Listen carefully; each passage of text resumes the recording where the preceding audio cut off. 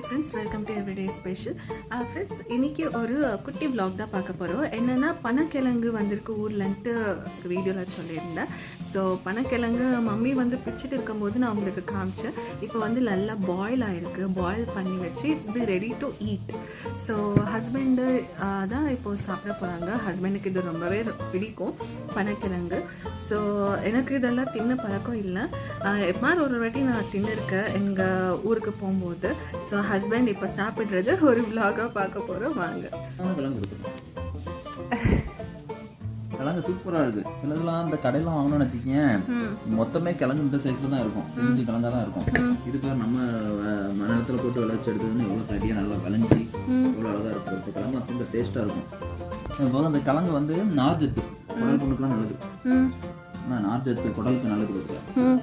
அதனால இந்த கிழங்கு எப்போ கிடைச்சாலும் என்ன பண்ணணும், வாங்கி சாப்பிட்டுருந்தா வாங்கி கடைக்கு வரைக்கும் வாங்கி சாப்பிடணும். அப்படி அப்படியே நல்லா பிச்சு சென்டரில் ஒன்று இருக்கும். இது வேறு ஏதோ ஃபீலியாக சொல்லுவாங்க. அவ்வளோதான்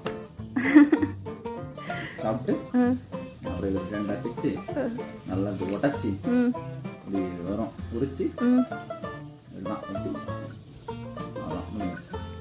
நாங்க ஃபுல்லாமே நாராக தான் இருக்கும்.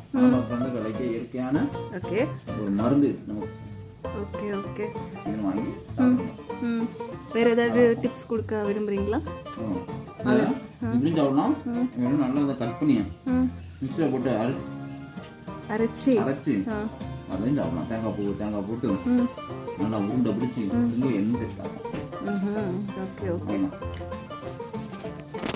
இப்போ நீங்கள் ஹஸ்பண்ட் சொன்ன டிப்ஸ் எல்லாம் நீங்கள் கேட்டிருப்பீங்க. ஸோ ஹஸ்பண்ட் இதில் நிறையா நியூட்ரிஷன் இருக்குன்ட்டு சொன்னாங்க. ஸோ நீங்களும் ட்ரை பண்ணி பாருங்கள். ஸோ இந்த வீடியோ பிடிச்சிருந்தா லைக், சப்ஸ்கிரைப் பண்ணுங்கள். பாய்.